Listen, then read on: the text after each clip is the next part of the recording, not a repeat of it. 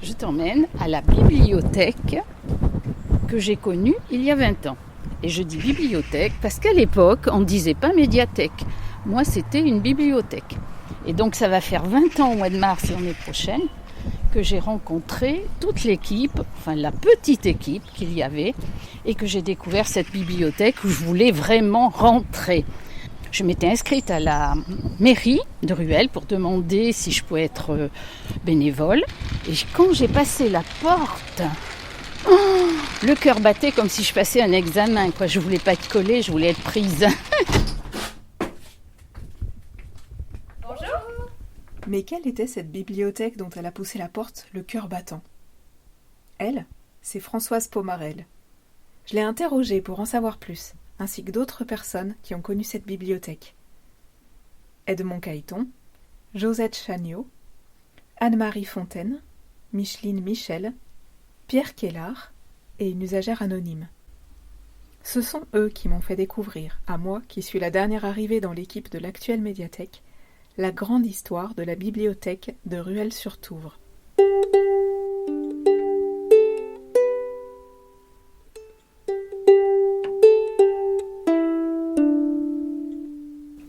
Au sein de l'université populaire, une salle sera réservée à la bibliothèque. On devait assurer une permanence à la bibliothèque le dimanche matin. Ah oui. De 10 à 12. Ah oui. Et alors, bien sûr, il fallait remplir la fiche encore. Ah, c'était rustique. Cette bibliothèque a eu une certaine influence sur, je peux dire, sur la population, en raison du nombre de participants, de toutes sortes qui y venaient régulièrement, quoi. Moi, ça me plaisait. Je jouais à la marchande de livres et ça, c'était un rêve pour moi énorme. Et l'important, c'est de toute façon que les lecteurs lisent, pourvu que les gens lisent. En fait, oui, j'ai oublié de dire que Anne-Marie, elle m'a reçu très très bien, Monsieur Kellard aussi, et ils m'ont accepté tout de suite. Et ça va faire 20 ans au mois de mars l'année prochaine, 2024. Waouh! 20 ans de bibliothèque pour Françoise. Et en 2023, c'est 120 ans que fête la bibliothèque de Ruelle. Là, ils m'ont parlé de la première bibliothèque, qui était bien différente de celle d'aujourd'hui. Ils m'ont parlé des fiches, j'aimerais en savoir plus. Et ils m'ont parlé aussi des gens qui fréquentaient la bibliothèque.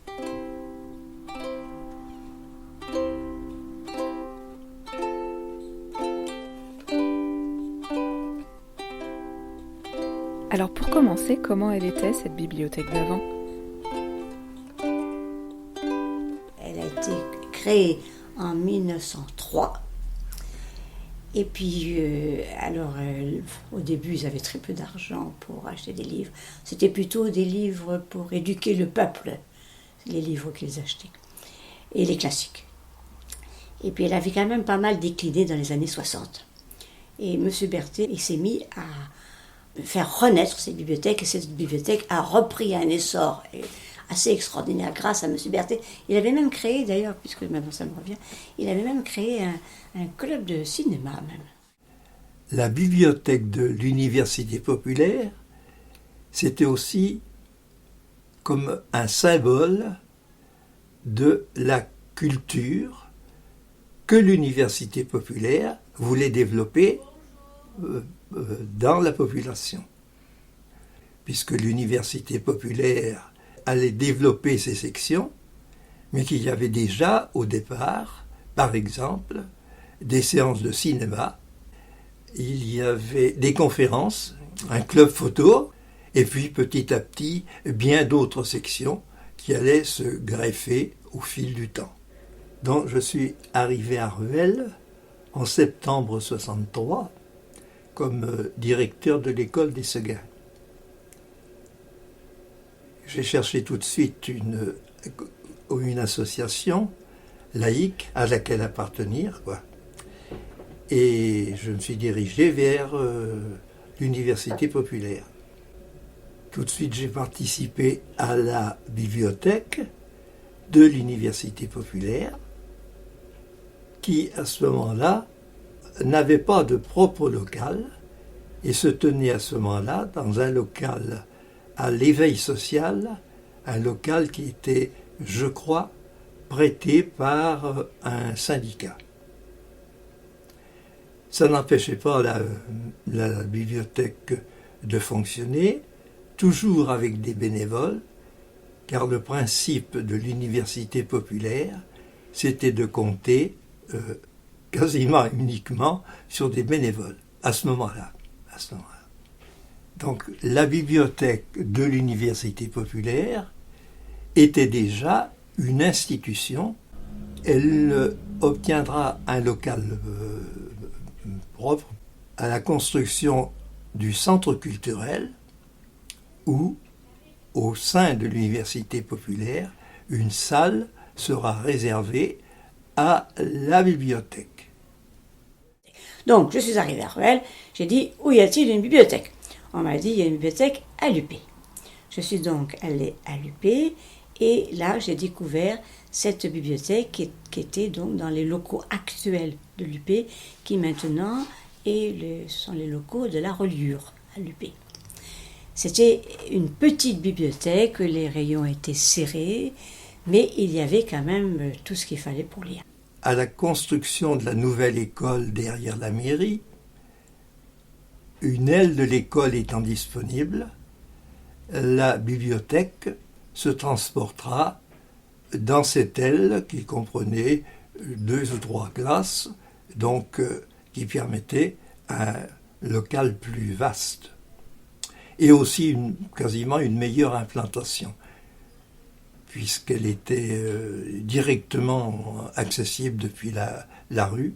Ben, on va y arriver. Je venais en vélo, je posais mon vélo ici pour entrer dans la fameuse bibliothèque. Je ne sais pas s'il y a un numéro de rue ici. Non. Voilà, ben on rentrait là. Voilà. D'accord. Bonjour madame. Bonjour monsieur. Voilà, c'était là, l'ancienne bibliothèque. D'accord, donc on est rue, tu m'as dit? Je sais. Alors, on est le long de l'actuelle mairie. C'est-à-dire dans la rue Jean-Maurice Poitvin, on monte, et il y avait justement une pancarte qui indiquait au-dessus de l'entrée, qui disait bibliothèque, bibliothèque avec un accent aigu. J'ai remarqué ça pendant des années. Je me demande bien pourquoi on avait mis un accent aigu à bibliothèque. Est-ce qu'il y avait une idée bizarre là-dessous? Je ne peux pas l'affirmer, mais enfin, bref. Alors là, il y avait beaucoup plus de place, c'était une grande bibliothèque. C'était une bibliothèque genre... ce que j'ai connu moi dans les bibliothèques universitaires et qu'on voit, je pense, encore dans les grandes universités, ces bibliothèques où les rayons sont tout en hauteur et il faut une échelle pour atteindre les rayons d'en haut. Et il faut se mettre par terre pour voir les livres du bas. Et donc, il y avait des échelles. Ben oui, parce que les étagères montaient jusqu'au plafond. Mais il y avait bien un escalier qui était mobile là. D'ailleurs, il était là. Je l'ai vu une fois. Ah ben peut-être un peu plus loin, un je sais pas. escabeau, tu sais, mais très haut. Il y avait une rampe. Oui, ben c'est ça. C'est ça. Ouais, eh ben c'est pas une échelle. Oh ça. ben oui. C'est un petit peu plus confortable. Ça ressemble un peu à une bibliothèque pour adultes, ou étudiants, comme disait Anne-Marie. Et pour les enfants, il y avait quelque chose? Il n'y avait pas beaucoup d'enfants à l'époque qui venaient consulter la bibliothèque, mais au moins cette école venait. Cette partie d'enfants, moi, j'ai jamais bien vu. Ah ben il fallait savoir qu'elle existait, hein. Parce qu'il y avait juste un petit passage, puis tu te trouvais dans une pièce où il y avait pour les enfants. Oh, tout à fait au bout de la bibliothèque. Oui. Ben Quand tu rentrais dans la bibliothèque, sur ta gauche. Ben, mais moi, c'est cette bibliothèque enfant. Oui. C'est moi qui l'avais demandé, mais c'était pour les écoles. Ah oui. Parce qu'en ce temps-là, on n'avait pas de bibliothèque pour les écoles. Oui, oui. On avait ici en haut, moi je me souviens, on avait une salle quand même, on avait quand même des livres, quelques livres, mais il n'y avait pas grand-chose. Ouais. Et alors, j'avais demandé à la mairie qu'ils installent cette salle pour les deux enfants. écoles, là, l'école Oui. Marie Curie et l'école Pasteur. Oui, oui, oui. C'est très important de donner le goût de la lecture. Et j'ai une amie qui me dit que, bon, elle était une famille ils étaient 5 enfants, une famille très pauvre, et finalement ils ont tous fait des études. Mais elle m'a dit, mais je me rappelle maman, alors qu'il y avait quand même 5 enfants, hein. Puis il n'y avait pas de femme de ménage, rien. Maman, il y avait un moment dans la journée où elle s'asseyait avec le journal. Et là, il ne fallait pas la déranger, elle était avec son journal. Donc elle a quand même toujours vu sa maman lire. Et ça a été très important. Elle m'a dit que ça c'était déclencheur pour elle. C'est touchant ce plaisir de lire qui se transmet de mère en fille. Et dans la bibliothèque de Ruelle, quels livres y avait-il ?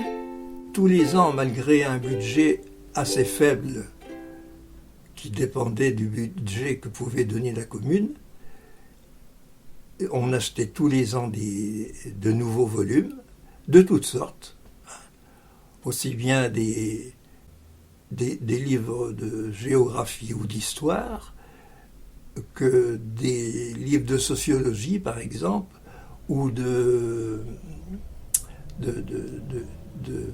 d'actualité, des livres qui correspondaient à l'actualité, en particulier à l'actualité sociale. Et les anciens dirigeants étaient très actifs sur ce plan-là, en particulier sur les sujets sociaux. Je pense à des sujets comme la paix dans le monde, ou justement déjà un peu l'environnement. Grâce aux bénévoles, les discussions s'étaient un peu développées sur des sujets plus variés. Il y avait en particulier un très grand nombre de romans, bien sûr, c'est ce qui en réalité sortait le plus. Alors M. Berthet, M. Chauvin continuaient à donner, et les dames d'ailleurs, continuaient à donner bien leurs avis. Et je tenais compte aussi des avis, de demandes de ceux qui voulaient. Voilà, vous avez aussi été à l'écoute des attentes Ah oui, bien sûr. du public. En raison du nombre de participants, hein, de toutes sortes qui venaient régulièrement, quoi. Et à qui, comme d'habitude, il fallait proposer des livres qui leur convenaient, quoi. Il est probable qu'on achetait moins de livres d'auteurs étrangers qu'à la médiathèque. J'en parlais avec Anne-Marie l'autre jour. Anne-Marie qui veut beaucoup d'auteurs étrangers.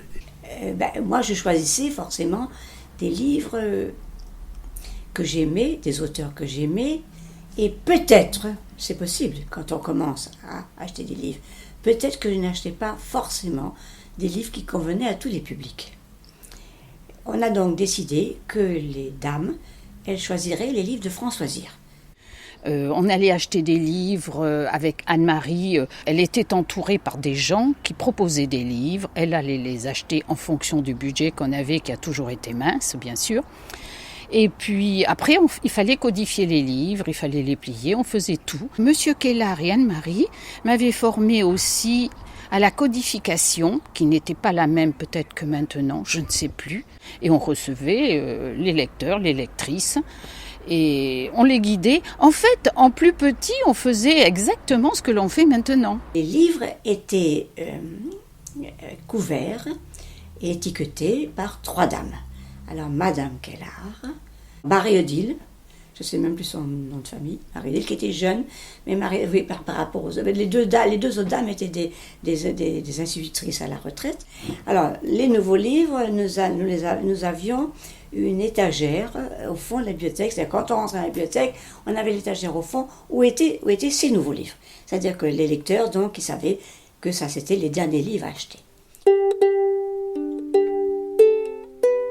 Et donc il y avait cette fameuse étagère fermée. Ah oui, Une armoire. une armoire. Alors, Une armoire fermée. Écoute, chaque fois que je vois quelqu'un, mais j'ai pas vu encore Serge Baron, je suis sûre que je vais pas poser la question, mais l'autre jour j'ai vu Edmond, je vais poser la question. Il y avait Jacqueline, il y avait, toutes Je ces... ne sais pas ce qu'elle est devenue, cette armoire. Et alors, les les livres étaient dedans, je sais pas. Je sais pas où ils sont Quand passés. il y a eu le transfert, je sais pas. Et c'était quoi comme livre? Eh ben, Parce je ne que sais là- pas, parce qu'il y avait un cadenas. la porte. Je sais pas qui. Moi, j'ai jamais eu la clé du cadenas. Eh bien voilà, moi non plus, donc je sais pas comment est-ce que c'était comme livre, c'est le mystère complet.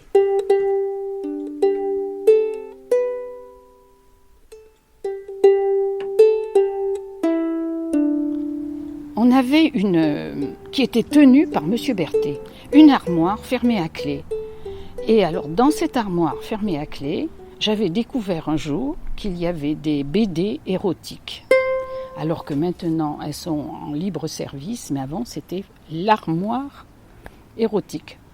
Alors ça, des lecteurs, un jour, je sais qu'on en avait ri, ils voulaient des BD, mais j'ai dit, là, c'est des BD érotiques. Alors je sais qu'avec la personne, on avait plaisanté là-dessus. Et la clé, je ne sais plus où elle était. C'était à tour de rôle, ceux qui étaient là, ils pouvaient ouvrir l'armoire, mais c'était pas mis comme ça, en devanture. Comme quoi, c'était coincé quand même, il y a 20 ans. Ces fameux livres, ils sont répertoriés dans un catalogue qu'Edmond Cailleton m'a prêté et dont il va vous parler. Ce catalogue est un joli petit livre d'une 20aine de centimètres de haut, avec une couverture vert pâle, un papier tout doux, tapé à la machine. Les livres y sont classés en 9 sections. À chacune est attribuée une lettre de l'alphabet.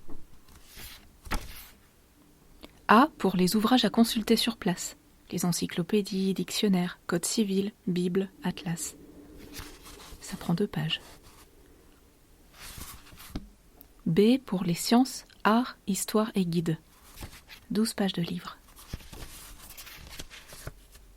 C pour la sociologie, la politique, la philosophie et les religions.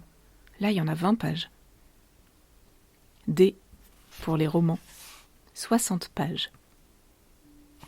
E pour les livres pour enfants, 8 pages. G pour l'aventure, 12 pages. H pour le théâtre et la poésie, 8 pages. R pour les romans en grand format, 4 pages. Et S pour les livres réservés aux adultes, 2 pages. Ce catalogue, c'est comme une photographie du fond de la bibliothèque à cette époque. Mais je laisse Edmond vous en dire plus. Nous sommes venus à Rueil en 1967, puisque je venais d'être nommé au collège d'enseignement secondaire. Venant habiter à Rueil, nous nous sommes inscrits, nous avons recherché une bibliothèque, tout naturellement, et nous nous sommes inscrits, la famille et les enfants, à la bibliothèque. Et quand nous nous sommes inscrits, les bibliothécaires, parce qu'il faut bien les appeler comme ça, bénévoles, militants, associatifs, nous ont remis un catalogue qui, d'après ce qu'on voit, il a été édité, je pense, dans les années 61, 62, 63, quelque chose comme ça, puisque le roman le plus récent qui est inscrit dans ce catalogue doit dater de 61, ou à peu près. J'ai toujours ce catalogue, je l'ai feuilleté récemment, et je me suis aperçu dans la catégorie D, c'est-à-dire des romans,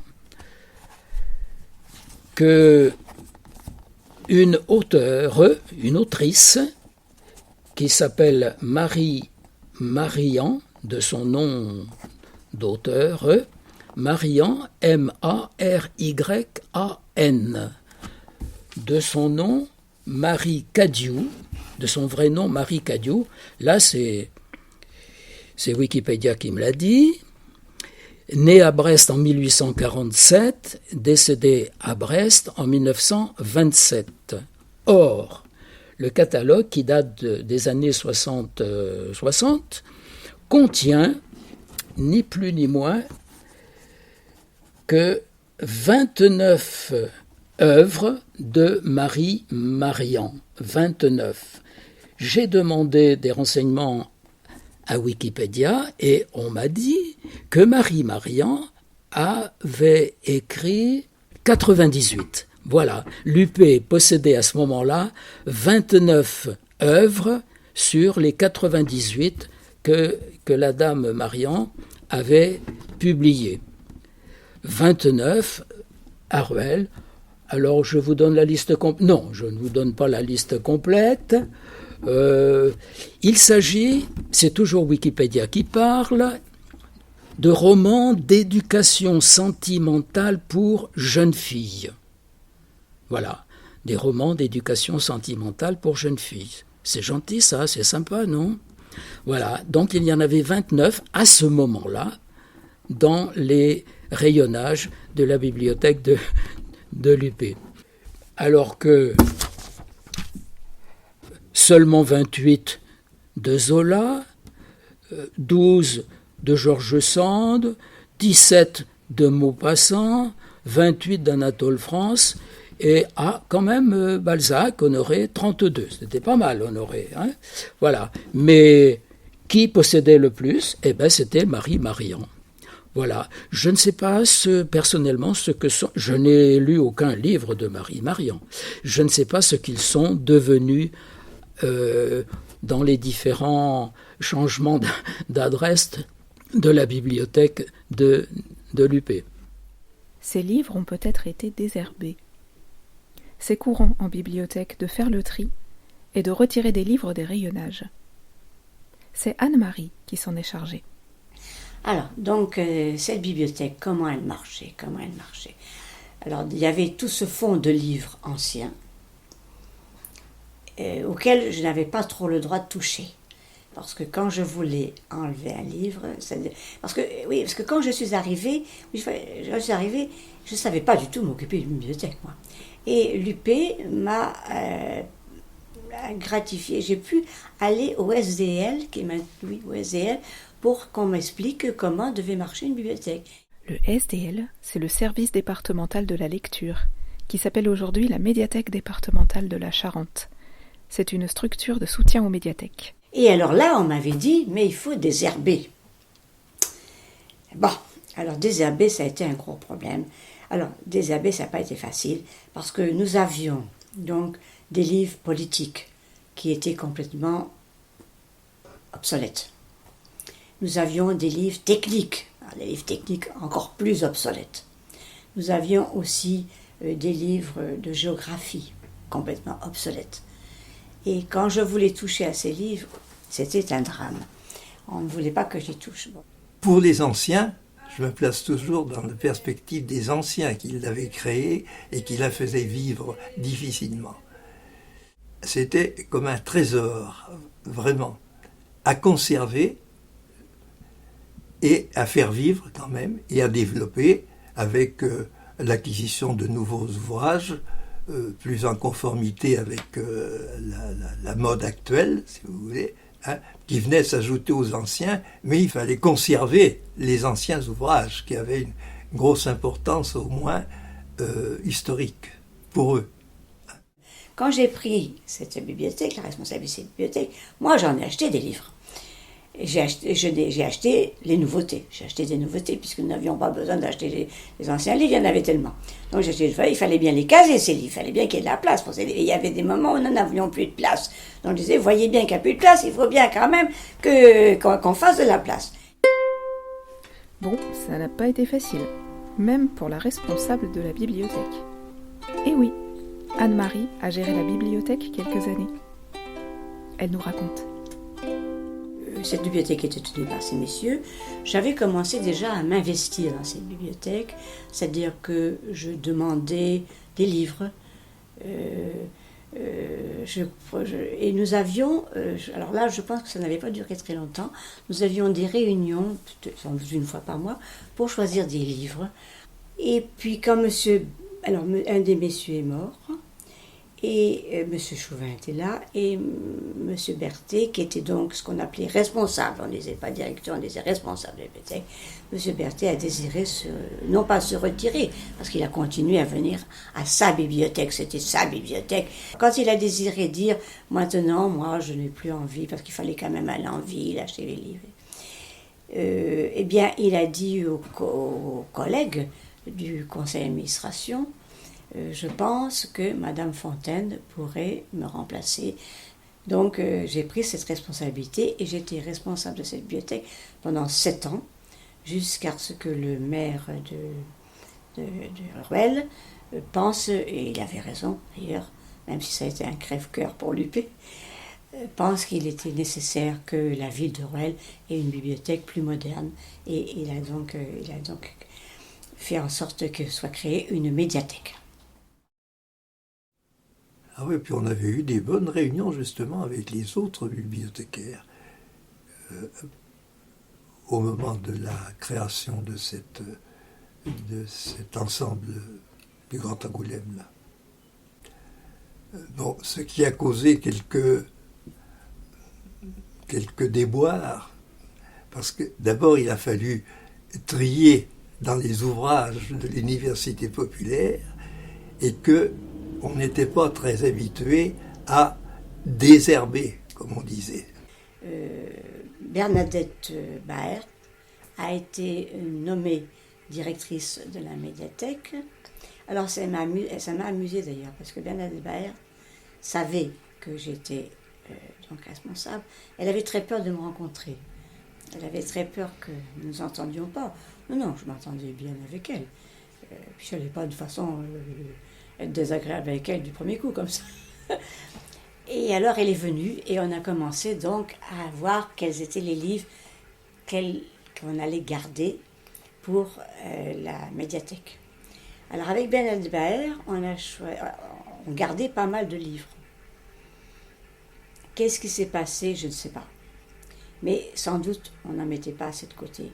Parce que quelqu'un du SDL est venu, et là, tous les classiques sont partis. Tous les classiques sont partis. Tous. Même Homère.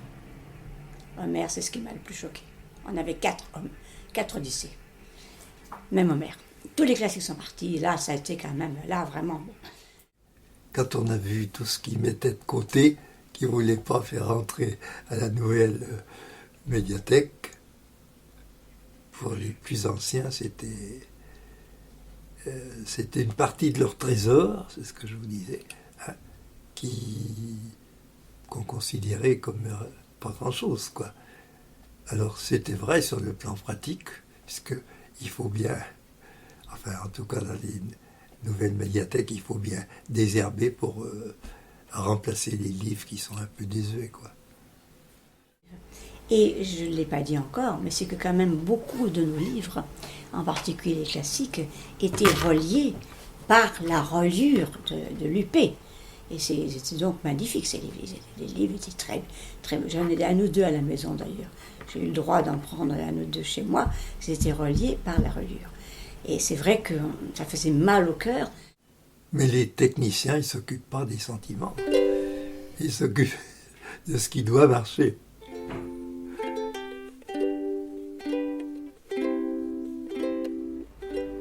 C'est vrai que tout a basculé d'un seul coup. Ah non, il y en a qui ont quitté carrément, hein, qui ont quitté l'UP. M. Raymond Berthet, dont je vous parlais au début, là, qui était le secrétaire général, est parti avec Berthet Fracas, lui, vraiment. Il s'était occupé tellement longtemps. C'était lui la cheville ouvrière de la bibliothèque, quoi, en même temps. Hein, il faut durer, parce qu'avec les restructurations, ça n'a pas été simple. Même de passer de ce petit coin de rue à la grande, et puis sous la houlette de quelqu'un qui vraiment chaperonnait la mise en informatique, qui a dû nous écarter, ou voilà, il y a eu après des gens salariés. Donc on n'était plus sur le devant de la scène, les bénévoles. Et d'un seul coup, il avait été nommé, Bernadette et d'autres personnes, pour faire tourner ce qui est devenu la médiathèque actuelle. Et ça, on ne l'a pas toujours bien pris, hein, parce que du coup, il nous restait les tâches subalternes, mais moi j'avais compris qu'il fallait que je reste quand même, que je trouverais ma place au moins à l'accueil, toucher les livres, rester dans cette ambiance de livres, jusque quand je pourrai. Et puis après, je ferai comme mon petit jardin, c'est tout, voilà.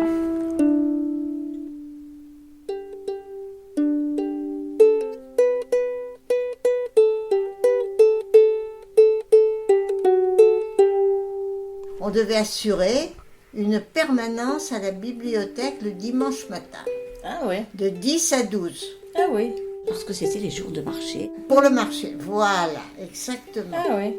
Et alors, j'avais de temps en temps, j'y allais. Mais alors, normalement, on aurait dû être 2, tu sais, bon, c'est vrai. Quoi. Ben oui. Mais alors, des fois, tu te retrouvais toute seule, c'était pas marrant. Oui, ben je m'en Parce doute. que- C'est ça, c'était quand même une bibliothèque quand même qui n'était gérée que par des bénévoles.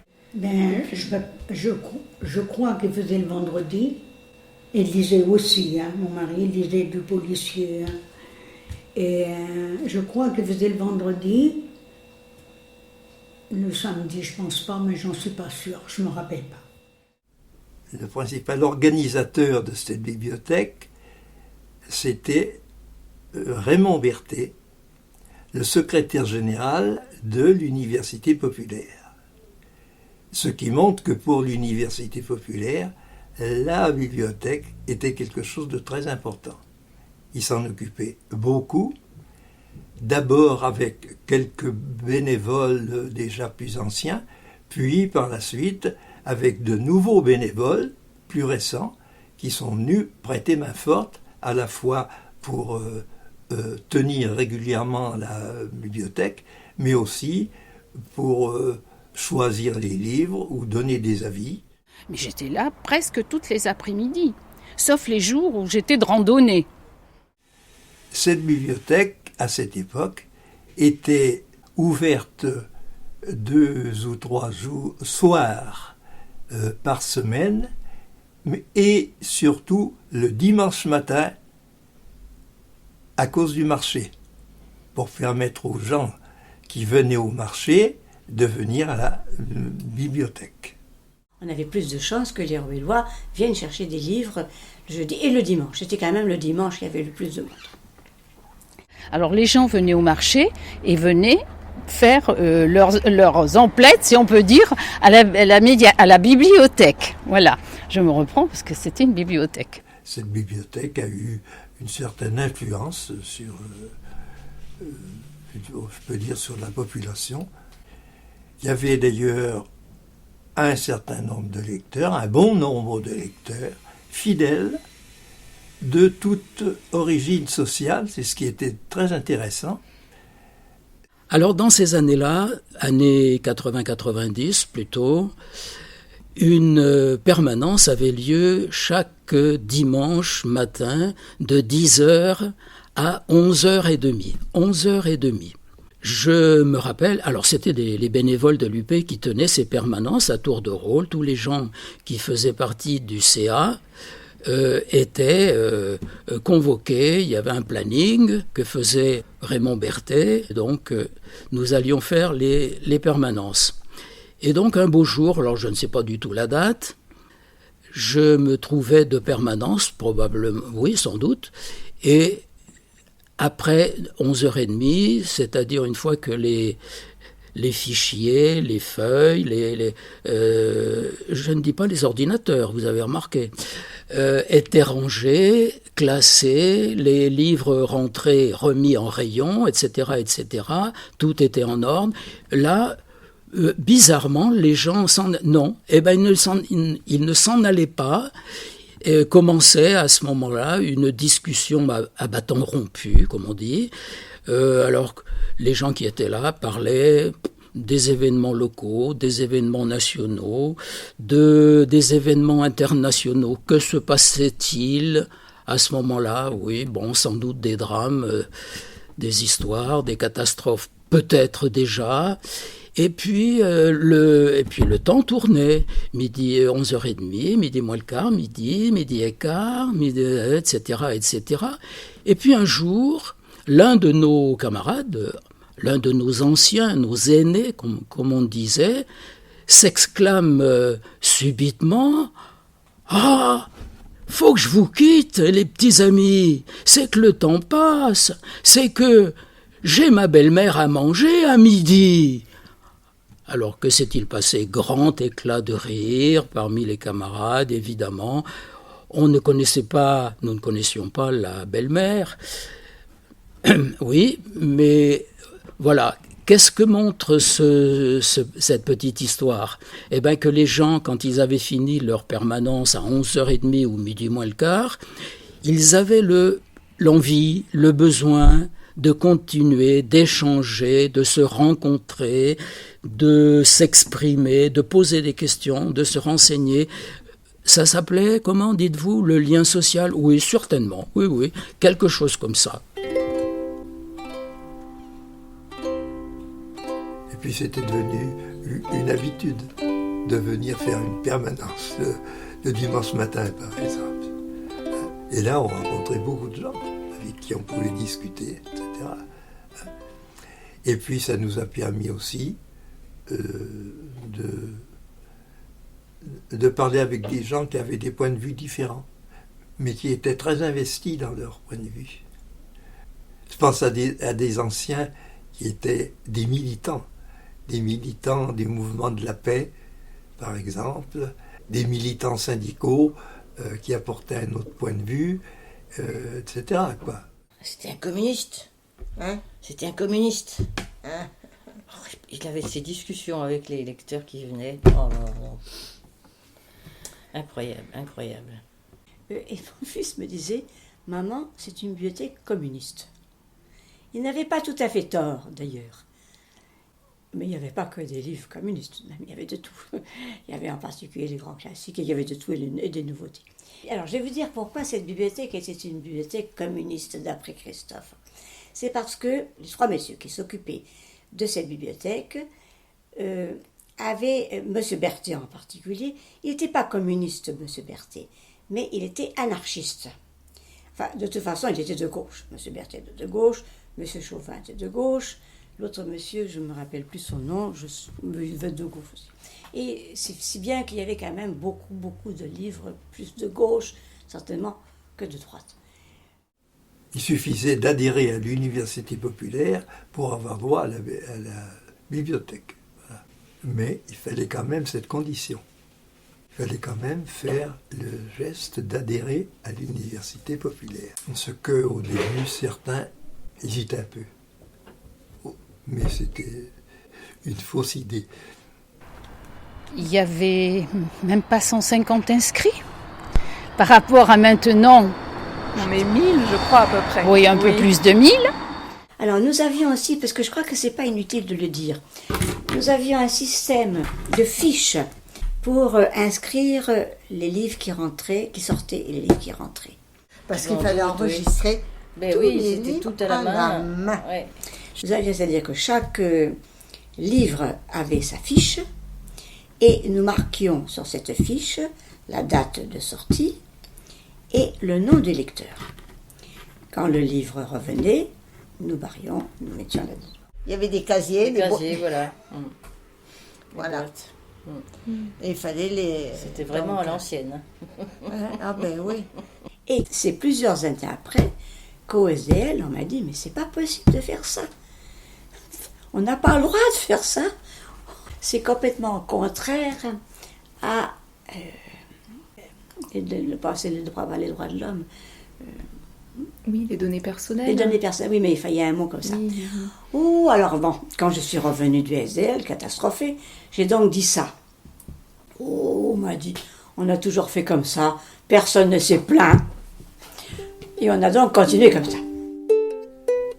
Tout marchait bien, on s'était même mis à numériser les livres grâce à l'aide d'un informaticien de la DCN qui composait les programmes, qui nous suivait de près.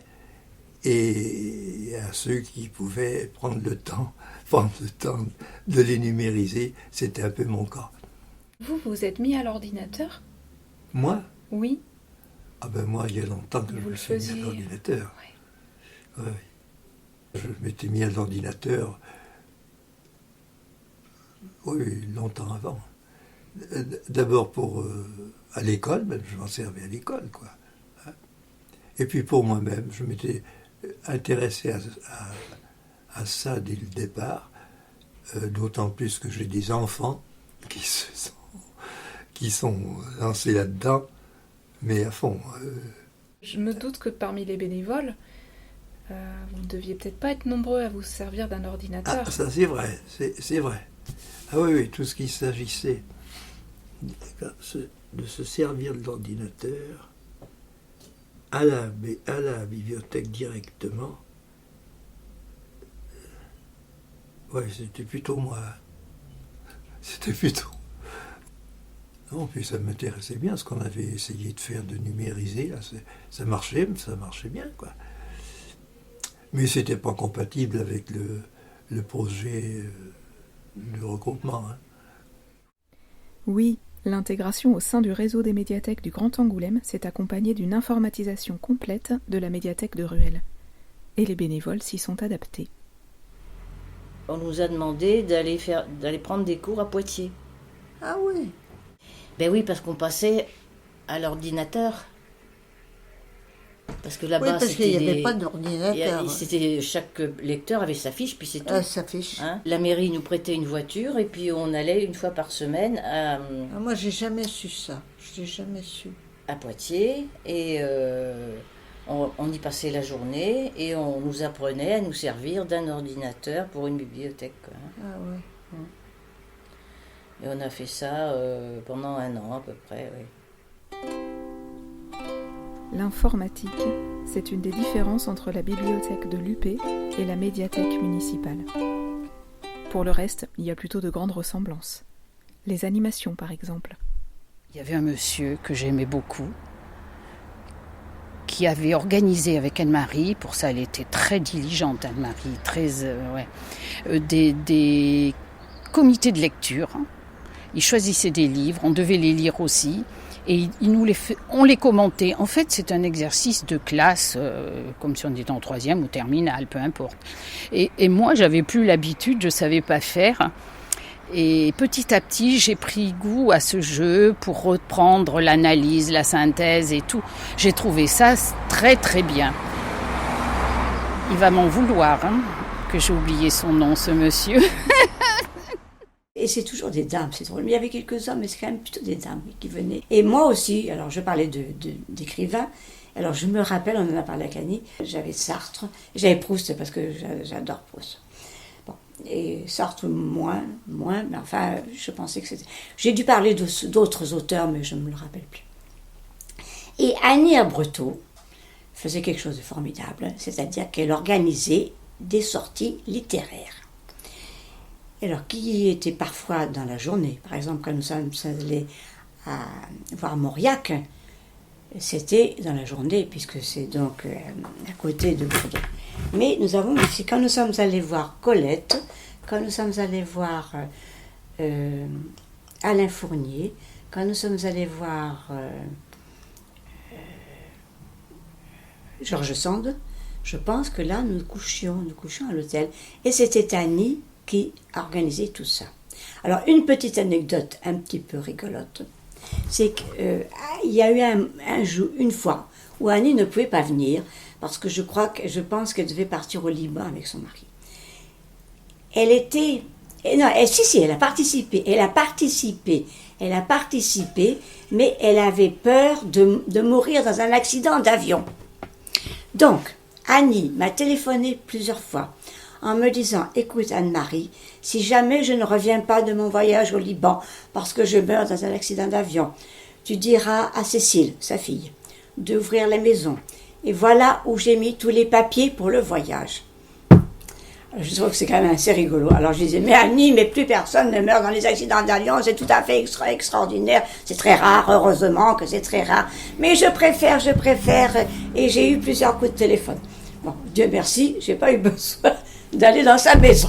Elle a participé, c'était quand même un petit... Mais Annie, de toute façon, elle organisait tellement bien, elle passait beaucoup de temps, elle organisait tellement bien qu'elle voulait que tout soit parfait.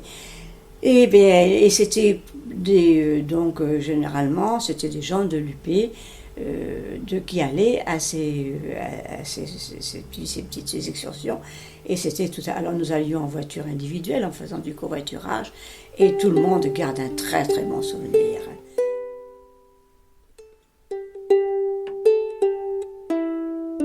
Il y avait des auteurs qui nous sollicitaient et qui disaient « Est-ce que je peux venir présenter mes livres ?» Je disais volontiers.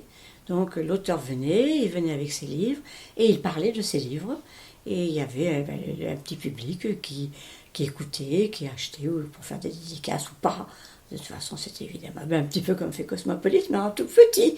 Mais c'était quand même une animation aussi à la bibliothèque. Et c'était forcément des auteurs régionaux, mais c'était intéressant aussi. Et le contact avec les gens, c'est quelque chose d'absolument réconfortant. Mais c'est riche, c'est très riche pour moi.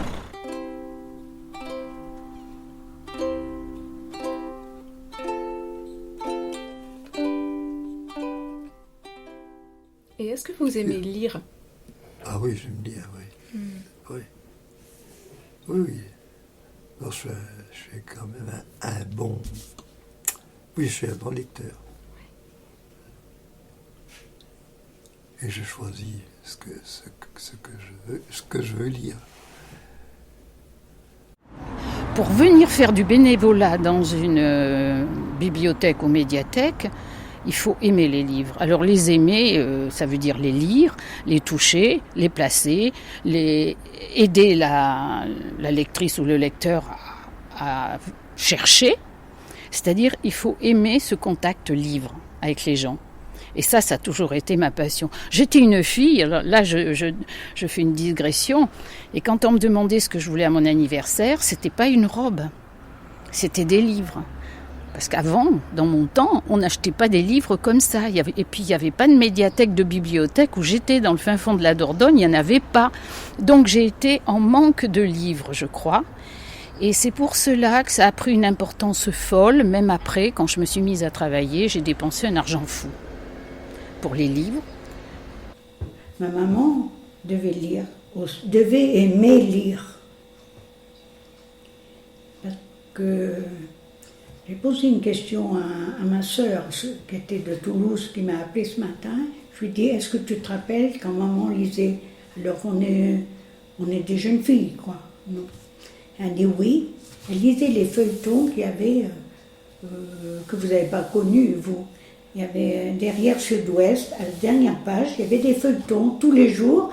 C'était comme des pages de livres, vous voyez. Et ma mère lisait ça. Par contre, ça, on se rappelle très bien. Donc, ma mère, dans le fond, elle n'avait pas le temps, mais elle aimait lire.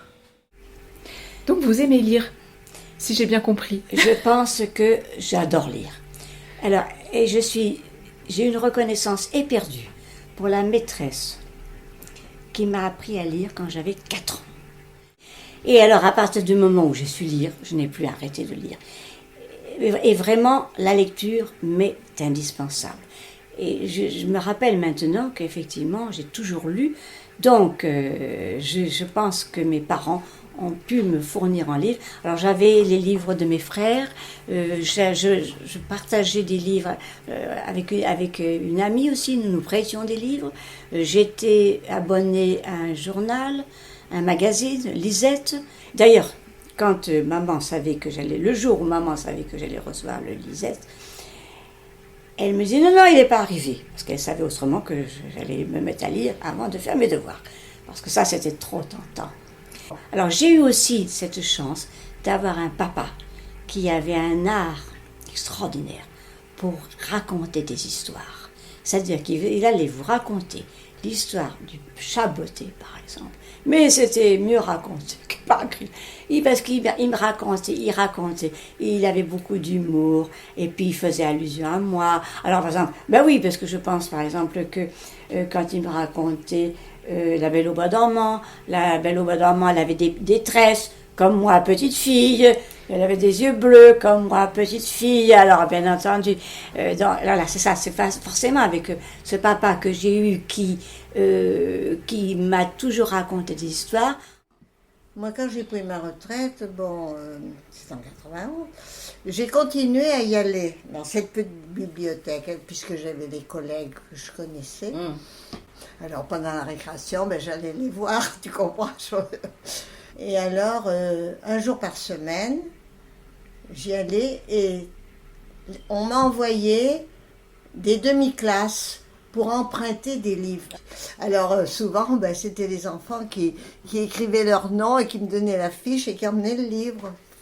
Mon mari, au début de notre mariage, me disait « Mais toi, t'aimes tellement lire que tu vas lire même les pubs qu'il y a sur la boîte de lait. » Mais oui, mais le plus fort, c'est que c'est vrai. C'est vrai. Le plus fort, c'est que c'est vrai. Et quand on va à la bibliothèque une fois par mois, le mardi matin, ça, je ne veux pas manquer. Hein. Et quand je pars en voyage, alors maintenant, j'ai la chance de pouvoir enregistrer des livres sur la Kobo, mais il m'est arrivé de me trouver en panne de lecture et d'en être malade, carrément angoissée. Lire, ça vous apporte quelque chose sur votre propre vie. Et l'important, c'est de toute façon que les lecteurs lisent, pourvu que les gens lisent, pourvu qu'ils lisent. En plus du journal, parce que la plupart lisent le journal, en plus du journal. Et là, il faut que nous maintenions en France. La France est quand même un des pays où il y a le plus de lecteurs. Il faut que nous maintenions en France, avec toutes ces médiathèques qui ont été créées. Nous avons cette chance d'avoir toutes ces médiathèques où la lecture est gratuite. Il faut que nous maintenions absolument, et les librairies. C'est quand même... Moi, je suis très fière de la France pour ça. On disait la Bibli, on l'appelait la Bibli. Tout le monde l'appelait la Bibli. Et moi, j'avais tendance, quand je partais de chez moi, parce que j'étais pas loin, de manière que je passais par la passerelle, il me fallait 10 minutes pour arriver. Et je disais, je vais à ma Bibli. Ma Bibli. Bon, j'étais évidemment attachée à cette bibliothèque. Pendant longtemps, j'ai même eu du mal à passer dans cette rue. Parce que c'était non seulement j'avais été responsable de cette bibliothèque, mais j'ai quand même connu très longtemps. Quand vous prenez des livres dans une bibliothèque, c'est aussi votre bibliothèque, forcément. Ceux qui venaient faire des permanences, ceux de l'UP, oui, au début, il y en avait quand même plusieurs. Il y avait Jacqueline qui venait, il y avait Edmond, qui c'est qu'il y avait encore. Et puis petit à petit, ils sont... c'est bien que... Qui est-ce qui reste? Il y avait Anne-Marie qui restait, puis moi, et puis maintenant Anne-Marie, elle est partie, donc il n'y a plus que moi. De l'UP, qui continue à faire du bénévolat. Bon, et évidemment, au bout du compte, ça a été très bénéfique, parce que la médiathèque a pu se développer tout à fait différemment d'une simple bibliothèque d'association qui n'avait pas les moyens de faire, et en particulier pas les moyens d'embaucher des gens pour tenir la médiathèque comme c'est le cas aujourd'hui. Il y a une équipe ici à la médiathèque, c'est une grosse équipe, donc c'est bien. C'est bien pour moi, c'est bien pour les lecteurs, les lectrices. Il y en a qui me connaissent depuis plus de 20 ans, qui viennent encore. Alors ça, c'est gratifiant presque. Ouais. Je change pas de coiffeur, je change pas de médiathèque. En tout cas, l'aventure continue, forte de toute l'expérience de ces 120 ans de livres et de rencontres. Ce podcast a été réalisé grâce aux personnes qui ont offert leur témoignage, grâce à l'aide de l'équipe de la médiathèque de Rueil-sur-Touvre, dont Laetitia au ukulélé, et au soutien technique de la médiathèque départementale de la Charente. Je les remercie tous. Et merci aussi à vous pour votre écoute.